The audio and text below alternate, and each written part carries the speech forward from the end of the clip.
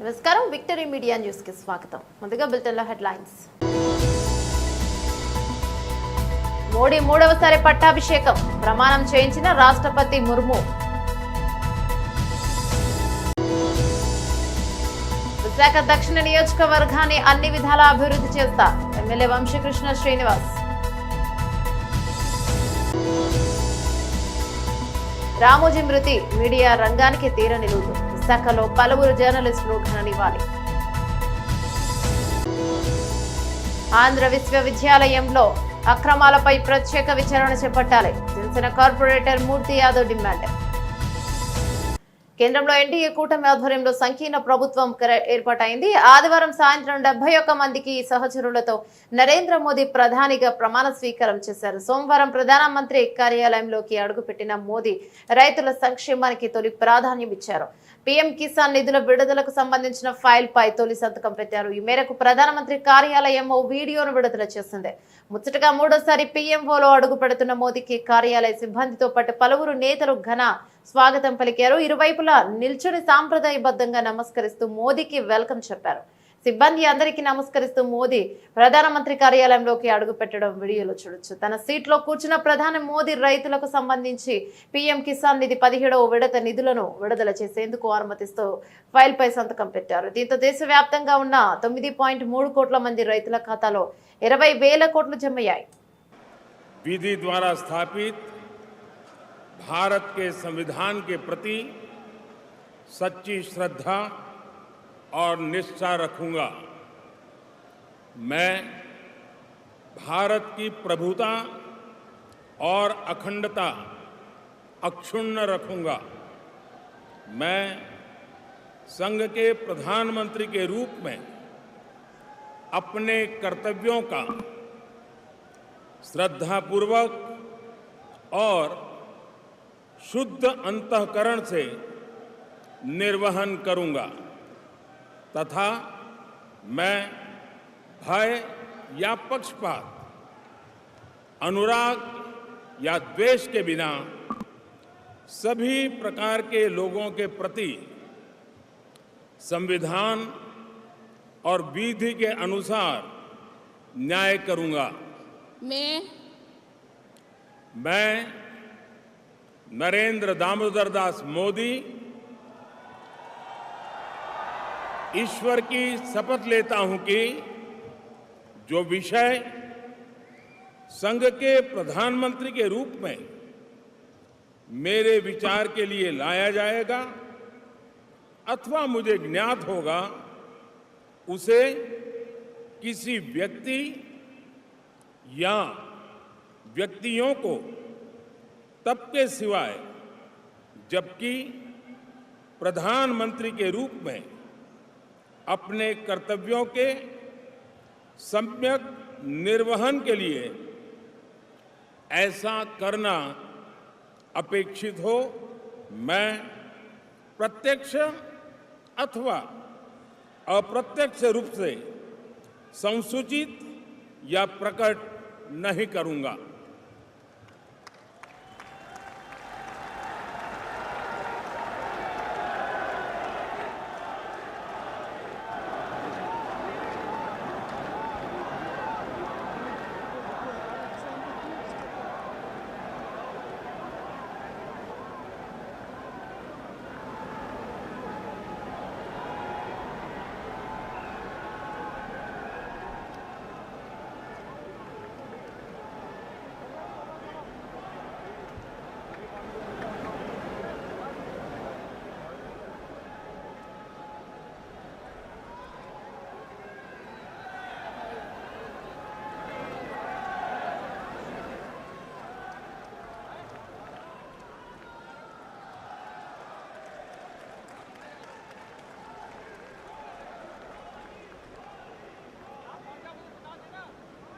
Cabinet జనసేనాని పవన్ కళ్యాణ్ కు AP deputy CM పదవి ఖాయమంటూ ప్రచారం జరుగుతోంది. రాష్ట్ర అసెంబ్లీ ఎన్నికల్లో పవన్ కళ్యాణ్ పిఠాపురం నియోజకవర్గం నుంచి భారీ మెజారిటీతో విజయం సాధించడం తెలిసిందే. పవన్ కళ్యాణ్ ఇవాళ అనకాపల్లిలోని నూకాంబిక అమ్మవారి ఆలయాన్ని సందర్శించారు. ఆలయ వర్గాలు జనసేనకి ఆలయ మర్యాదలతో స్వాగతం పలికారు. అనంతరం పవన్ నూకాంబిక అమ్మవారిని దర్శించుకుని అర్చనలు చేశారు. ఈ సందర్భంగా అర్చకులు ఆయనకు వేదాశీర్వచనాలను అందించారు. ఆలయ అధికారులు పవన్ కు అమ్మవారి చిత్రపటాన్ని బహుకరించారు.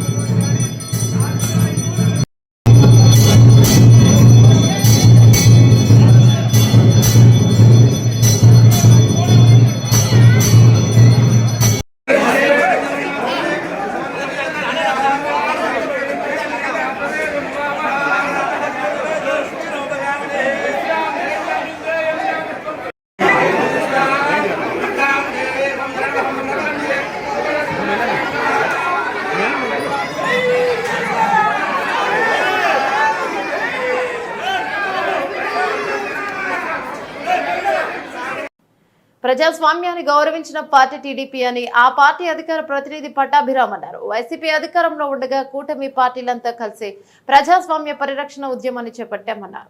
రాష్ట్రంలో ప్రజాస్వామ్యాన్ని బతికించామన్నారు. అమరావతిలోని టీడీపీ కార్యాలయంలో నిర్వహించిన మీడియా సమావేశంలో ఆయన మాట్లాడుతూ వైసీపీ నేతలు చేస్తున్న ఆరోపణలపై ఆగ్రహాన్ని వ్యక్తం చేశారు. రాష్ట్రంలో ఎక్కడా భౌతిక దాడులు జరగవని, హింసను టీడీపీ ప్రేమించొద్దని Nara Lokesh red book reality IPC సెక్షన్ల పవర్ ఏంటో చూపిస్తామన్నారు. రెడ్ బుక్ లో పేర్ల నమోదైన పిల్ల సైకోలు అవినీతి పరులైన అధికారుల సంగతి తెలుస్తామన్నారు.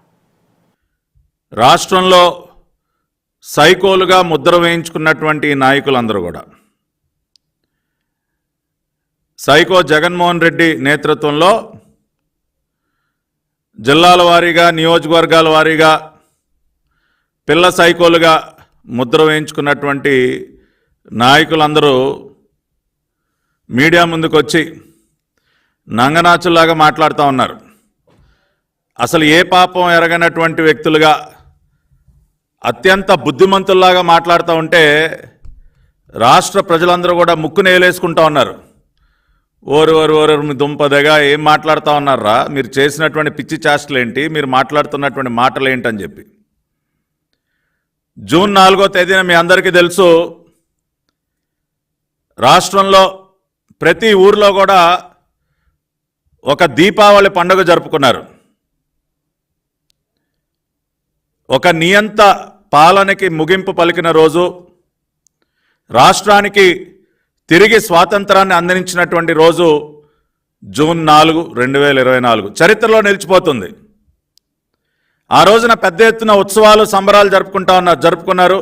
ఈ రోజుకి కూడా ఆ పండుగ వాతావరణం ఆగలేదు.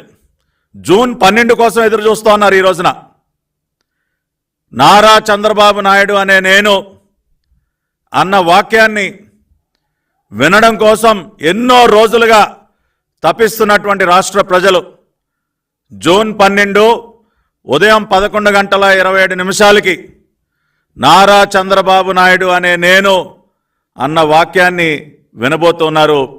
ఆ రోజున తిరిగి ఒక సంక్రాంతి పండుగ.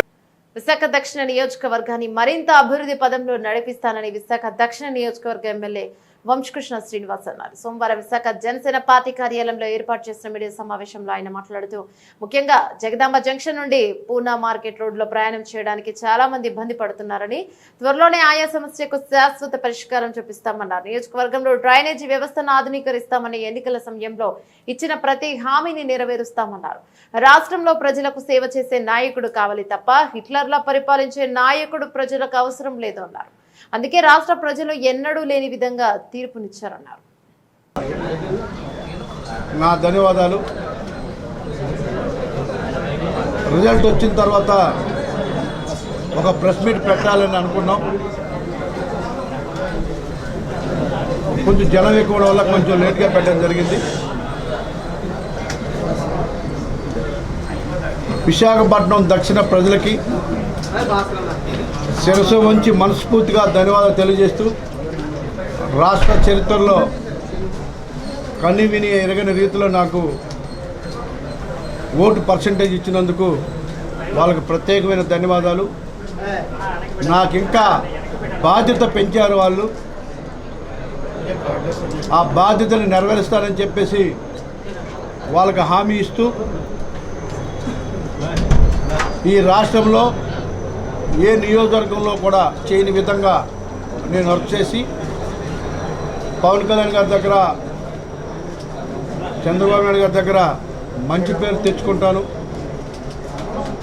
పవన్ కళ్యాణ్ గారి యొక్క ఆశయాల కోసం ఆయన ఏ విధంగా నా మీద ఎక్స్పెక్టేషన్ పెట్టుకుని ఇచ్చారో అదేవిధంగా నేను గిఫ్ట్గా ఆయనకి ఇవ్వడం జరిగింది. కాబట్టి రానున్న రోజుల్లో పార్టీ కోసం, ఆయన ఆశయాల కోసం నేను పనిచేస్తానని చెప్పేసి మా బాస్కి హామీ ఇస్తూ, ముఖ్యంగా సౌత్ నియోజకవర్గంలో ఇవాళ జగదాంబ సెంటర్ నుంచి పాత పోస్ట్ ఆఫీస్ ఉన్న రోడ్డు చాలా ఇబ్బంది పడుతూ ఉన్నారు. ఆ రోడ్ని అతి త్వరలోనే కంప్లీట్ చేయమని చెప్పేసి చెప్పడం జరిగింది. అది చేస్తారు. అలాగే నేను ఒక మెయిన్ హామీ ఇవ్వడం జరిగింది. కొబ్బరి తోట నుంచి పెర్రీ రోడ్డు వరకు, అంటే దాదాపు పోర్ట్ వరకు ఉన్నటువంటి ఆ డ్రైనేజీని ఆధునీకరించి కాలుష్యం నుంచి కాపాడుతానని చెప్పడం జరిగింది. అది అతి త్వరలోనే నేను ఆల్రెడీ పోర్టు వాళ్ళతో మాట్లాడాను. జిఎంసీ ద్వారా దాని ప్రపోజల్ పెట్టించి ఓల్డ్ సిటీని కాలుష్యం నుంచి కాపాడడంలో 100% అది ఉపయోగపడుతుంది. గ్రీనరీ పెంచి అటు పార్క్ లాస్ట్ వరకు కూడా పార్కులో తయారు చేసి గ్రీనరీ పెంచుతాం. అలాగే చాలా కళ్యాణ మండపాలు అడిగారు. నేను ఒక హామీ ఇచ్చాను వాళ్ళకి, ఒక రైతు బజార్ని ఆ నియోజకవర్గంలో పెడతానని, అది కూడా చేసి తీరుతాం. అలాగే కళ్యాణ మండపాలు, దోబీ ఘాట్లు, under ground drainage system, water problem ఇవన్నీ కూడా నేను హామీ ఇవ్వడం జరిగింది. అవన్నీ కూడా ఈనాడు గ్రూప్ సంస్థల అధినేత చెరుకూరి రామోజీరావుకు విశాఖ జర్నలిస్టులు ఘన నివాళులను అర్పించారు. STV channels executive editor Satyanarayana Raju, vision దినపత్రిక బ్యూరో రవికాంత్ ఆధ్వర్యంలో విశాఖ పౌర గ్రంథాలయంలో సోమవారం రామోజీ సంతాప సభ నిర్వహించారు. ఈ సందర్భంగా లీడర్ దినపత్రిక సంపాదకులు VV Ramanamurthy, vision editor Shivashankar, Andhraprabha bureau Ganta శ్రీనిబాబులు మాట్లాడుతూ తెలుగు జర్నలిస్టుల గురించి మాట్లాడాలంటే రామోజీ గురించి చెప్పుకోవాలన్నారు. ఈనాడు సామాన్యుల గుండె చప్పుడుగా మారిందంటే అది రామోజీ కృషే కారణమని కొనియాడారు. ఎన్టీఆర్ విజయంలో ఆయన పాత్ర ఎంతో ఉందన్నారు. మరణానికి ముందే స్మారక చిహ్నం కట్టించుకున్న గొప్ప వ్యక్తి అన్నారు. ప్రతి కష్టాన్ని దాచుకుంటూ చరిత్రలో నిలిచిపోయారన్నారు. బహుముఖ ప్రజ్ఞ, కఠోర సాధన ఇవే రామోజీ అస్త్రాలని కొనియాడారు. విశ్వసనీయతకు నిలువుటద్దంలా ఈనాడును మార్చేశారన్నారు. నలుగురు నడిచిన బాట కాదు, కొత్త దారులు సృష్టించడం ఆయన నైజమన్నారు. ఆయన జీవితం అందరికీ స్ఫూర్తిదాయకమన్నారు. లక్ష్య సాధనకు దశాబ్దాల పాటు నిర్విరామంగా శ్రమించిన యోధుడని అన్నారు.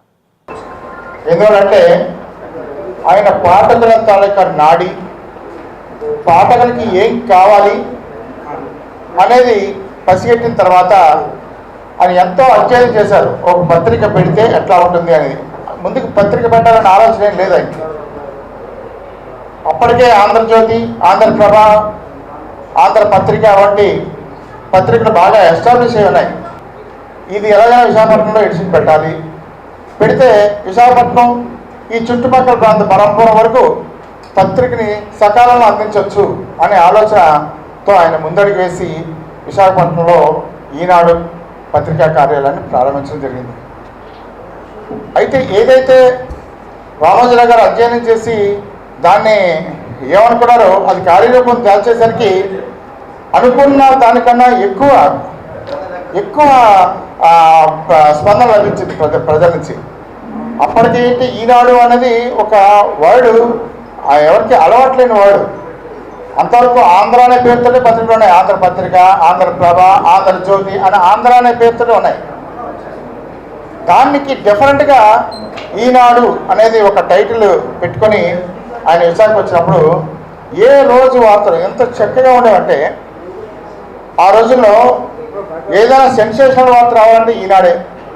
ఇంకొకటి ఏంటంటే ఈనాడులో వస్తేనే అది వార్త, ఈనాడులో వస్తేనే అది వార్త, కానీ ఈనాడులో రాకపోతే అది వార్త కాదు. అంత ప్రజల్లోకి అంత తెలిపింది. ముందు ఇప్పుడు మనం చనిపోయే ప్లేస్ని ముందు మనమే ఎంచుకొని ఇక్కడ నేను చనిపోయిన తర్వాత ఇక్కడ నాకు దాన సంస్కారాలు చేయండి అని ఇది ఇంతవరకు ఎప్పుడైనా చూసాం మనం. అంత ప్లానింగ్ అనమాట. ఆ ప్లానింగ్ వల్లే రామానుజరావు గారు సక్సెస్ అయ్యారు. ఈనాడు పత్రిక ఒక సంచలనం. మాది రాజకీయ కుటుంబం, మా ఫ్యామిలీ. మా చిన్నతనంలో ఈనాడు బ్లాక్ అండ్ వైట్లో బ్రాడ్షీట్ మాత్రం వచ్చింది. అందులోని ఆ వార్తలు అన్నీ చూసి నేను చాలా ఇన్స్పైర్ అయ్యి ఫాంటమ్ అని ఒక ఆంధ్ర విశ్వవిద్యాలయాన్ని వ్యాపార కేంద్రంగా మార్చేసిన ఏయువిసి ఆచార్య ప్రసాద్ రెడ్డిపై ప్రభుత్వం తక్షణమే ప్రత్యేక విచారణ చేపట్టాలని జనసేన కార్పొరేటర్ పీతలమూర్తి యాదవ్ డిమాండ్ చేశారు. విశాఖ పౌర గ్రంథాలయంలో ఏర్పాటు చేసిన మీడియా సమావేశంలో ఆయన మాట్లాడుతూ గత వైసీపీ ప్రభుత్వ హయాంలో ప్రసాద్ రెడ్డి ఆధ్వర్యంలో చేపట్టిన నియామకాలు తదితర వాటిపై పూర్తిస్థాయిలో ప్రభుత్వం విచారణ చేపట్టి తక్షణమే తగు చర్యలు తీసుకోవాలని కోరారు. ప్రొఫెసర్ ఆఫ్ ప్రాక్టీస్ పేరుతో ఎటువంటి నోటిఫికేషన్ లేకుండా ఇంటర్వ్యూలు జరపకుండా తనకు కావలసిన వారిని అడ్డగోలుగా నియమించేసుకున్నారని ఆరోపించారు. అలాగే యూనివర్సిటీకి సంబంధం లేని వ్యక్తిని రిజిస్ట్రార్ గా నియమించారని, ఇది పూర్తిగా నిబంధనలకు విరుద్ధంగా చేశారన్నారు. వీటినన్నింటిపై సమగ్ర దర్యాప్తు చేయాలని మూర్తి యాదవ్ డిమాండ్ చేశారు. కాపాడే విధంగా మనం ఖచ్చితంగా కృషి చేయాలని చెప్పి యావత్ తెలుగు ప్రజలందరికీ కూడా నేను విన్నవించుకుంటా ఉన్నాను.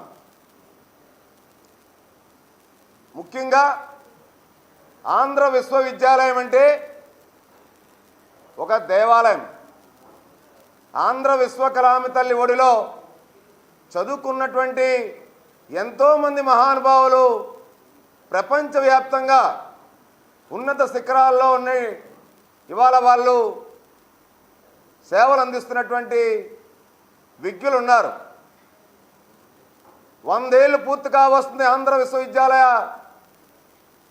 జయంతి ఉత్సవాలు జరుపుకోబోతా ఉన్నాం.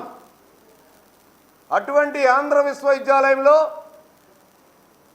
ఆంధ్ర విశ్వవిద్యాలయ చరిత్రలో ఏ ఉపకులపతి కూడా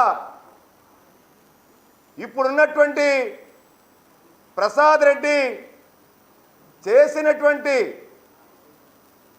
నియామకాలు కానీ ఆంధ్ర విశ్వవిద్యాలయాన్ని ఒక రాజకీయ పార్టీ కార్యాలయంగా మార్చిన విధానం కానీ ఆయన తీసుకున్న నిర్ణయాలు కానీ ఒక వీసీగా వ్యవహరించాల్సిన వ్యక్తి ఒక ఎస్టేట్ ఆఫీసర్గా ఆయన ప్రవర్తించిన తీరు కానీ పూర్తిగా విశ్వవిద్యాలయాన్ని వ్యాపార కేంద్రంగా మార్చేసిన వైనాన్ని కానీ ఇవన్నీ చూస్తే విశ్వకళామ తల్లి కన్నీరు పెట్టుకుంటా ఉంది. అనేకమైనటువంటి నిర్ణయాలు ఏవైతే ఉన్నాయో పరిశోధనలు చేసి భావితరాలకి, భారతదేశానికి, ప్రపంచానికి విద్యను అందించాల్సినటువంటి విద్యా కుసుమాలని అందించాలి.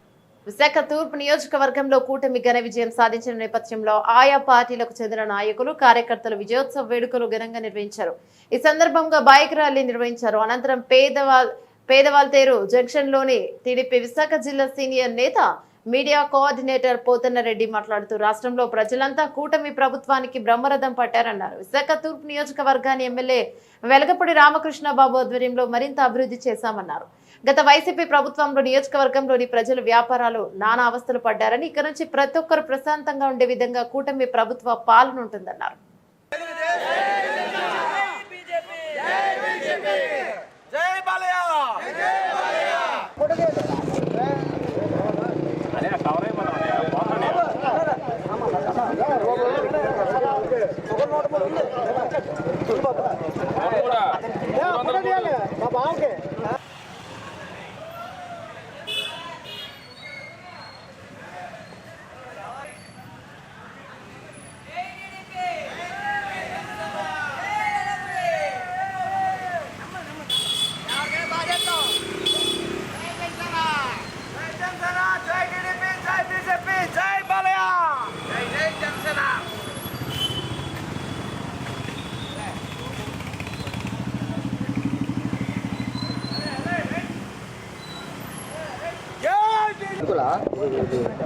కూటమి విజయోత్సవ కార్యక్రమాలు 20వ వార్డు పెదవాల్తరి గాంధీ సెంటర్ వద్ద నిర్వహించడం జరుగుతూ ఉన్నది.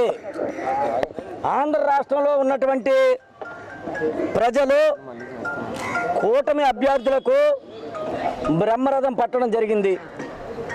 మేమైతే నిన్న జరిగినటువంటి ప్రధానమంత్రి నరేంద్ర మోదీ గారు 3వసారి ప్రధానిగా ఎన్నికవడం, 12వ తేదీన గౌరవ చంద్రబాబు నాయుడు గారు ముఖ్యమంత్రిగా మళ్ళా ప్రమాణ స్వీకారం చేయడం, దానికి అన్ని విధాల సహసహకారాలు అందించినటువంటి the great legend leader Pawan Kalyan garu కూడా మరి రేపు జనసేన, బీజేపీ, టీడీపీ కూడా ప్రమాణ స్వీకార కార్యక్రమంలో పాల్గొనడం జరుగుతూ ఉన్నది. ప్రజలు మాకు బాధ్యత బరువు పెట్టడం జరిగింది. మేము ఆనందపడతాం తప్ప గర్వపడం. ఏదేమైనప్పటికీ కూడా ఓడిపోయినటువంటి అభ్యర్థులు కానీ గెలిచినటువంటి అభ్యర్థులు శుభాకాంక్షలు తెలియజేస్తూ, ఓడిపోయినటువంటి అభ్యర్థులు కూడా ఎందుకంటే రాజకీయ రంగంలోని ఇటువంటి సర్వసాధారణం అనేదా భావించకుండా దాన్ని ఇంకో రకంగా తీసుకోకుండా ఈ రాష్ట్ర అభివృద్ధి కొరకు ప్రతి ఒక్కరు కూడా కృషి చేయాలని, అందులో భాగంగా మా శాసనసభ్యులు వెలపూడి రామకృష్ణబాబు గారు 4వసారి అత్యధిక మెజార్టీతోనే, అంటే ఇక్కడ ప్రజలు 2 బేరేజ్ వేసుకున్నారు. డబ్బు ఎక్కువ, ప్రజా అభిమానం ఎక్కువ. అంటే ఇక్కడ డబ్బు కాదు, ప్రజాభిమానం ఎక్కువని మరి ఈరోజు వెలపూడి రామకృష్ణబాబు గారికి సుమారు 70,000 పైచీలకు ఓట్లు ఇచ్చి గెలిపించడం జరిగింది. అలాగే భర్త గారికి 5,05,000 మెజార్టీ, రాష్ట్రంలోని అత్యధిక మెజార్టీ ఇవ్వడం జరిగింది. విశాఖ ప్రజలు విజ్ఞులు. ఏదేమైనప్పటికీ రానున్న కాలంలో కేవలం అభివృద్ధి, సంక్షేమం మీద డెవలప్ బుర్ర పెడుతూ అమరావతి నిర్మాణంకి చంద్రబాబు నాయుడు గారు కట్టుబడి ఉన్నారు. అలాగే పోలవరం కూడా పూర్తి చేస్తారు. అలాగే రాష్ట్రంలో పేద, బడుగు, బలహీన వర్గాల ప్రజలకు అన్ని విధాలు కూడా సంక్షేమ అభివృద్ధి ఫలాలు అందిస్తారని మీ ద్వారా నేను తెలియజేసుకుంటా ఉన్నాను. విశాఖ ఎంపీగా తనకు అత్యధిక మెజార్టీతో గెలిపించిన పార్లమెంట్ ప్రజలకు జీవితాంతం రుణపడి ఉంటారని విశాఖ టీడీపీ ఎంపీ శ్రీభరత్ అన్నారు. ఎంపీగా ప్రమాణ స్వీకారం చేసిన తర్వాత విశాఖకు విచ్చేసిన ఆయనకు విశాఖ తూర్పు నియోజకవర్గ ఎమ్మెల్యే వెలగపూడి రామకృష్ణ బాబుతో పాటు స్థానిక నాయకులు, కార్యకర్తలు ఘన స్వాగతం పలికారు. ఈ సందర్భంగానే ఎంపీ కార్యాలయంలో ఎన్టీఆర్ విగ్రహానికి పూలమాల వేసి నివాళులర్పించారు. అనంతరం ఎంపీ శ్రీభరత్ మీడియాతో మాట్లాడుతూ గత వైసీపీ ప్రభుత్వ హయాంలో దుర్మార్గ పాలన సాగిందని, నాయకులతో పాటు ప్రజలు భావించడంతోనే మార్పు కోరుకున్నారని, అందుకే కూటమి ప్రభుత్వానికి పాలన పగ్గాలు అప్పగించారని, కూటమి ప్రభుత్వంలో అన్ని వర్గాల ప్రజలకు మేలు చేకూరేలా మంచి సుపరిపాలన అందిస్తామన్నారు. తూర్పు శాసనసభ్యులు గౌరవనీయులు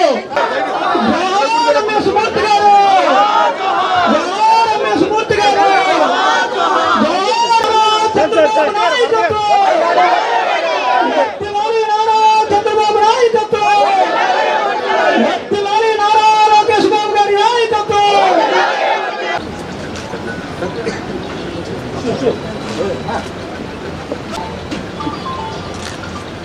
ఇందాక భక్తుగా చెప్పినట్లు ఎవరు కంగారు పడద్దు. ఎప్పుడు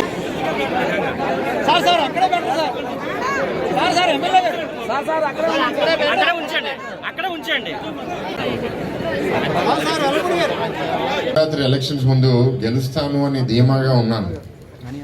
నా ఆలోచన ఎక్కువ పార్టీ గురించే. ఎందుకంటే ఇక్కడ 7 స్థానాలు ఒక 5,000తో అన్నా ప్రతి నియోజకవర్గం గెలుస్తామనే ధైర్యంలో ఉన్నాను.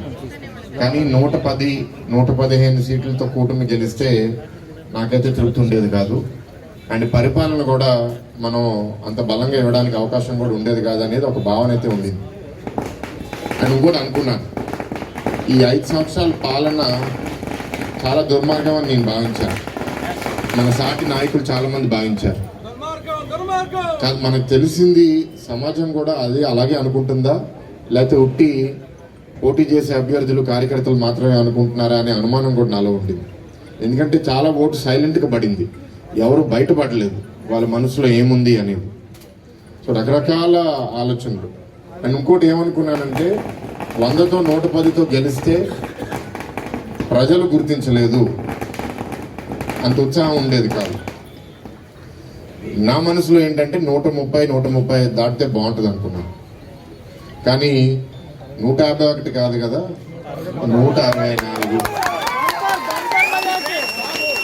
దీంట్లో మన నాయకులు, మన కృషి ఎంతున్నా సరే ఎక్కువ క్రెడిట్ నేను ముందు ఇంటర్వ్యూలో కూడా ఇచ్చాను, ఎక్కువ క్రెడిట్ నేను వైఎస్ఆర్సీపీకి ఇస్తున్నాను. ఈ నంబర్ రావడానికి 164 స్థానాలు రావడానికి ఎక్కువ క్రెడిట్. అంటే దాని అర్థం ఏంటి అంటే 151 స్థానాల్లో గెలిపించారు కాబట్టి, పవర్ నా చేతిలో ఉంది కాబట్టి నేను ఇష్టం వచ్చినట్టు పరిపాలిస్తే, ఇష్టం వచ్చినట్టు మాట్లాడితే జనాలు దాన్ని స్వీకరిస్తారనుకుంటే ఇది దీనికి గొప్ప నిదర్శనం. భవిష్యత్తులో కూడా ఎవరైనా నాయకులు వచ్చి నాకు పవర్ వచ్చింది కదా, నేను డిక్టేటర్ లాగా చేసినా సరే నేను తెలుగువారి జీవితాల్లో అత్యంత ప్రభావవంతమైన ముద్ర వేసిన గొప్ప వ్యక్తి రామోజీరావు అని ఏయూ మాజీ రిజిస్ట్రార్ ఆచార్య అన్నారు. ఉత్తరాంధ్ర విద్యార్థి సేన నాయకులు కార్యకర్తల ఆధ్వర్యంలో సోమవారం ఏయూ జర్నలిజం విభాగం కార్యాలయంలో రామోజీరావు సంతాప సభను నిర్వహించారు. ఈ సందర్భంగా పలువురు వక్తలు మీడియాతో మాట్లాడుతూ ఆయన మరణం రాష్ట్రానికే కాదు దేశానికి కూడా తీరని లోటని చంద్రబాబు అన్నారు.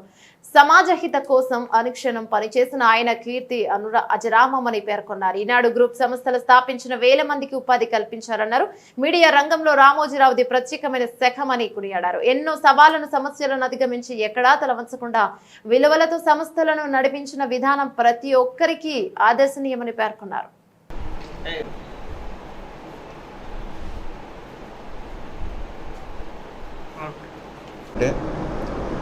ఈనాడుకి ముందు, ఈనాడు తర్వాత 1974లో విశాఖపట్నంలో 100 కోటి సంతాపాలు. రంగంలో ఇప్పుడు చాలామంది మిత్రులు చెప్పారు, ఈనాడు పేపర్ పెట్టి ఒక వ్యక్తి నమ్మకానికి మరో పేరు. మన రామోజీరావు గారు మన నుండి దూరం అవటం చాలా బాధాకరం. రామోజీరావు అనే పేరులోనే ఒక రాముడు, జీ అంటే ఒక గౌరవం, రెండు కూడా మిళితంగా ఉన్నటువంటి వ్యక్తి మన రామోజీ గారు. సో రాముడిలో ఉన్నటువంటి విశ్వసనీయత, పరిపాలనా దక్షత అన్నీ కూడా అవలంబ చేసుకుని ఆయన ఏ సంస్థ స్థాపించినప్పటికీ ఆ సంస్థ మీద ప్రజలకి ఒక నమ్మకం కలిగించినటువంటి వ్యక్తి ఎవరైనా ఉన్నారంటే రామోజీరావు గారు. సో మన ఆంధ్ర యూనివర్సిటీతో కూడా వారికి కొంత అనుబంధం ఉంది. మన ఆంధ్ర యూనివర్సిటీ 1926లో స్టార్ట్ చేసినప్పుడు మనం ప్రజల్లో ఏ విధమైనటువంటి నమ్మకాన్ని కలిగించి ప్రపంచవ్యాప్తంగా ఆంధ్ర యూనివర్సిటీలో చదివిన వ్యక్తికి ఒక గౌరవాన్ని క్రియేట్ చేశామో, అలాగే 1936లో అంటే 10 సంవత్సరాల తర్వాత పుట్టినటువంటి రామోజీరావు కూడా వారు స్థాపించినటువంటి మార్గదర్శి చిట్ ఫండ్స్ కానీ, ఈనాడు పేపర్ కానీ, తర్వాత ఇంగ్లీష్లో న్యూస్ టైమ్ పేపర్ కానీ, తర్వాత అన్నదాత అంటే అన్నదాతలకి పనికొచ్చేటటువంటి ఒక తామెవరి ప్రాపకం కోసం చూడడం లేదని, ఇది భక్తులతో ఎదిగిన పీఠమని, రాజకీయ నాయకులతో ఎదిగిన పీఠం కాదని విశాఖ శారదాపీఠం అధిపతి స్వామి స్వరూపానందేంద్ర సరస్వతి స్పష్టం చేశారు. ఎవరి ముందు చేయి చాచే పరిస్థితి తమకు లేదన్నారు. ఇది ఒక ఆధ్యాత్మిక పీఠమని, ధర్మం కోసమే తాము పనిచేస్తామని ఉద్ఘాటించారు. గత 4 ఏళ్ల నుంచి తాము ప్రెస్ మీట్ పెట్టలేదని ఇదే మొదటిసారన్నారు. రాష్ట్రంలో ప్రభుత్వం మారిందని చెప్పారు. భారతదేశానికి దిశ నిర్దేశం చేస్తున్న బీజేపీ 3వ అత్యద్భుతంగా గెలుపొందిందన్నారు. కాశీ, అయోధ్య, ఉజ్జయిని వంటి క్షేత్రాలను గొప్పగా అభివృద్ధి చేసి కేదార్నాథ్, బద్రీనాథ్ వంటి క్షేత్రాలకు రహదారి సదుపాయాలు కల్పించిన మోదీ గత రాత్రి 3వ ప్రధానిగా ప్రమాణం చేయడం తమకు చాలా ఆనందం కలిగించిందన్నారు. రాష్ట్రంలో చంద్రబాబు, పవన్ కళ్యాణ్, మోదీ కూటమి ప్రమాణ స్వీకారం చేసే ముందు ఈ ప్రెస్ మీట్ పెట్టాలి అని నిర్ణయించుకున్నామని చెప్పారు. నేను చంద్రబాబుని ఏదో కొత్తగా పొడుతున్నాను అనుకోవద్దు. ఎందువల్లంటే అప్పుడు ముఖ్యమంత్రి అయినప్పుడు కూడా చంద్రబాబు గెలవాలని, అప్పుడు మురళీమోహన్ రాజమండ్రి ఎంపీగా ఉన్నప్పుడు నేనే అప్పుడు రాజమండ్రిలో చాలా పెద్ద సభలు పెట్టి సాధువులందరినీ పిలిచి, చిలుకూరి ఏదో అనుకుంటాను ఆయన కళ్యాణ మండపం, మురళీమోహన్ గెలిపించడానికి సాయశక్తిలా ప్రయత్నం చేశాను. అప్పుడు గెలవాలని, గెలిచినప్పుడు నేనే స్టేట్మెంట్ ఇచ్చా, చంద్రబాబు గెలవడం చాలా సంతోషం. అందువల్ల ఎవరితోటి మాకు విభేదాలు ఉండవు, మేము స్వాములం, పీఠాధిపతులం, ధర్మం కోసమే పోరాడతాం. కానీ ఈరోజు ప్రెస్ మీట్ పెట్టింది ఎవరికి భయపడి కాదు, అది గుర్తుంచుకోవాలి. ఎవరికి భయపడి కాదు, వాస్తవాలు తెలుసుకోకుండా ఎవరెవరో కొత్తగా వచ్చిన వాళ్ళతో చేరి ఏదేదో తప్పుడు అభిప్రాయాలు వాళ్ళు చెబుతారని. ఎప్పుడూ స్వరూపానంద స్వామివారు ఒకలాగే ఉంటారు. చంద్రబాబు అంటే మాకు చాలా గౌరవం. రాజకీయ నాయకుల్లో ఆయనే ఇప్పుడు పెద్దవాడు. ఈ రాష్ట్రానికి పెద్ద దిక్కుగా అని పరిపాలన కొనసాగాలి అని, కుటుంబం బాగుండాలి అని పరిపూర్ణమైన ఆయుష్ భగవంతుడు ఇవ్వాలి. ఈసారైనా దేవాదాయ ధర్మాదాయ శాఖ, టీటీడీ చాలా గొప్పగా పరిపాలన జరగాలి అని మనస్ఫూర్తిగా ఆశీర్వదించడానికి ఈ ప్రెస్ మీట్ పెట్టారు. నారాయణ. బులెటిన్ ముగించే ముందు హెడ్లైన్స్ మరోసారి. మోడీ 3వసారి పట్టాభిషేకం, ప్రమాణం చేయించిన రాష్ట్రపతి ముర్ము. విశాఖ దక్షిణ నియోజకవర్గాన్ని అన్ని విధాలా అభివృద్ధి చేస్తా, ఎమ్మెల్యే వంశీకృష్ణ శ్రీనివాస్. రామోజీ మృతి మీడియా రంగానికి తీరని లోటు, విశాఖలో పలువురు జర్నలిస్టులు ఘన నివాళి. ఆంధ్ర విశ్వవిద్యాలయంలో అక్రమాలపై ప్రత్యేక విచారణ చేపట్టాలి, జనసేన కార్పొరేటర్ మూర్తి యాదవ్ డిమాండ్. ఇవి బులెటిన్లోని అప్డేట్స్. మరో బులెటిన్లో మళ్ళీ కలుసుకుందాం. అంతవరకు సెలవు. నమస్తే.